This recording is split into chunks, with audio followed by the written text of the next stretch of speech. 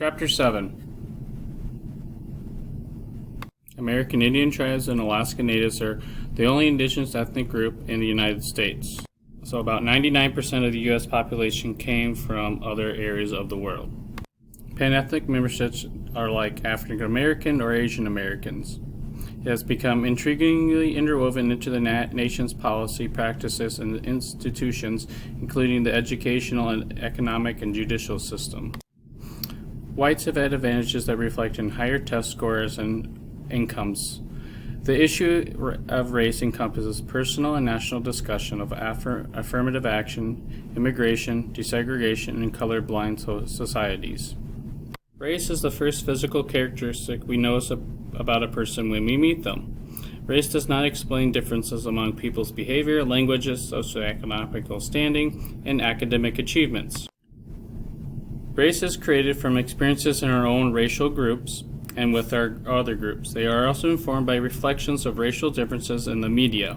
Over the years, race has become politicized, institutionalized in policy actions of judges, teachers, legislators, police, and employers. Color is a signifier of race but does not capture its meaning. State laws declare a person's official race as non-white if small portions of his or her racial heritage was other than white. The official message was and continues to be that white was the ideal and that anything else, even small percentages of race other than white, is not ideal. Persons of color usually identify themselves by their race or ethnic group or usually identify as such others. They also confront their race by almost daily encountering with employers, salespeople, or colleagues, or watching the news. Whites, on the other hand, are seldom confronted about their race, and sometimes many see them as raceless. To keep the trust and confidence of our students of color, we need to be able to recognize racist policies and practices in school. The national origin of your family is the primary determinant of your ethnicity. We can share a common heritage, language, traditions, and experiences with other members of our ethnic group that help us sustain and enhance our group's culture in the United States. Ethnic cohesiveness and solidarity are strengthened as members organize to support and advance the group, fighting discrimination and influencing political and economical decisions that affect the group. The United States is often referred to as the land of immigrants who left their original homeland because of ethnic hardships and political repression. The American Indians suffered greatly as foreign intruders took over the land and almost annihilated the indigenous population. Ancestors of most African Americans were brought involuntarily to America by slave traders as a commodity to be sold. They were not allowed to be citizens until 1868 and not able to vote until 1870. More Mexicans immigrate illegally to this country than any other group. Other Hispanics who have crossed the border to obtain jobs and have been better opportunities for economic stability have been unauthorized, which are not possessing the appropriate papers to be in the United States. Unauthorized workers and their families face deportation, loss of everything they have gained in the country, and separation of their families if they are deported. Regardless of their immigration status, all children must be provided an education. The U.S. Supreme Court in 1982 said that a school district could not deny a public education to a child whose parents were unauthorized. Schools are early recipients of new immigrants. Fewer than 4% of children under 18 years of age in the U.S. are foreign-born, but nearly 1 in 4 students have at least one parent who is foreign-born. Students of color have a long history of inadequate treatment in society and the educational system. Academic achievement gaps between students of color and white students decreased in the 1970s, and it has not changed since the early 1990s. Schools place a greater emphasis on academics for students regardless of their race, ethnicity, gender, and social and economic status. Students of color, except for Asian Americans, have been less likely to participate in higher level courses and programs in part because they do not always have access to these courses. The classes in which students of color sit generally have more students than other schools, and they change schools more frequently than white students.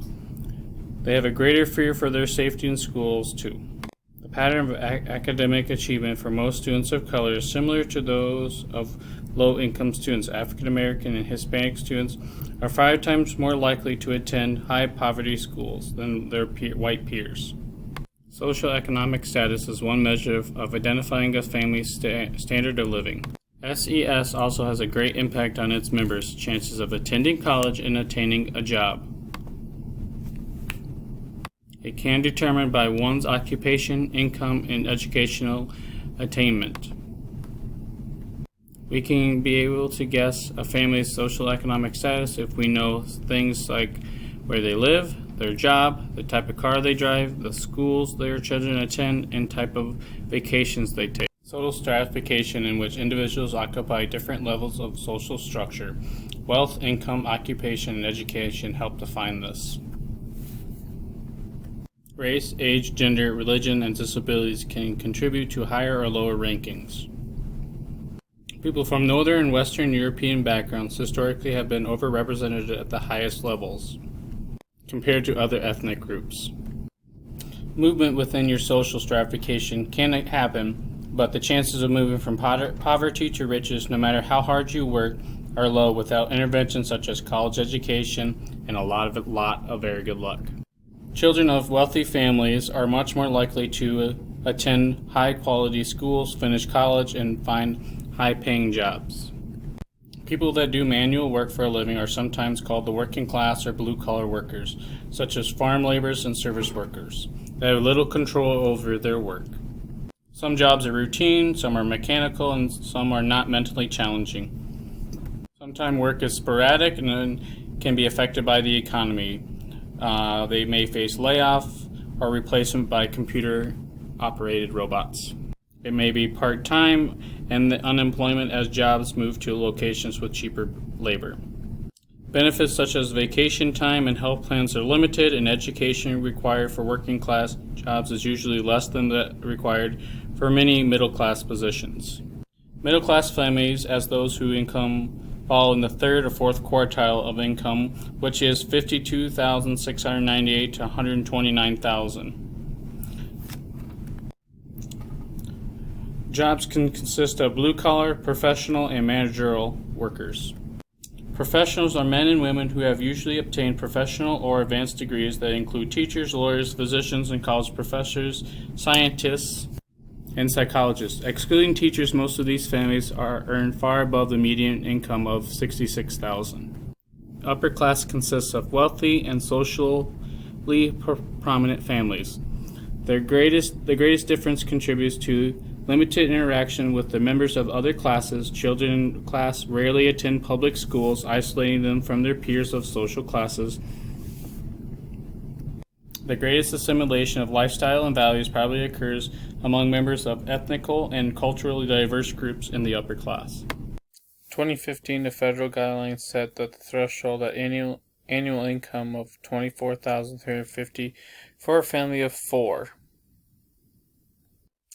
The National Center for Children's Poverty projected that the families actually need 1.5 to 3 times the official poverty level to meet the basic needs for housing, food, childcare, and transportation. In 2014, 14.8% of the population, 12.7% of all families, earned incomes below the poverty level threshold. Difference in poverty levels among groups are due to disparate education, incomes, and unemployment, which are affected by a history of discrimination against some groups. Children and many persons of color suffer disproportionately from poverty.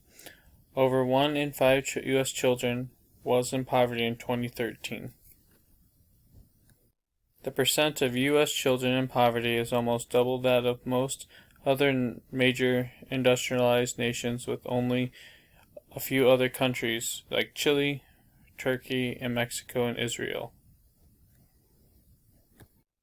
22% of the nation's children live in low-income families above the federal poverty level. 44% of all children live in low-income families. Students whose parents have not finished high school do not perform as well on standardized tests as students whose parents have finished high school and college, factors that generally correlate with higher education incomes. Low-income students also do not perform well on national assessments of education tests. Students of color and students of low-income families are more likely to be exposed to environmental hazards such as lead and mercury poisoning. The chances of these students being hungry and eating non-nutritious foods are greater than for their affluent peers. School factors that contribute to the low academic performance include less access to certified and experienced teachers. These students are more likely to have substitute teachers because their teachers are absent more than in school, where the students are from higher income families. Turnover of teachers from year to year is also higher, and less access to technology. Low-income students and students of color do not participate in educational enrichment programs such as sports activities, summer camps, music lessons, travel, or summer school. Quality education is critical for low-income students to improve their chances of entering college and earning a middle-class income or higher. Language interacts with our ethnic and social economic background to socialize us into linguistics and cultural communities. Children learn their native inherited language by imitating adults and their peers. When culture similarities exist between the speaker and the listener, spoken messages are decoded accurately, but when the speaker and the listener differ in ethnics or class, the miscommunication can occur.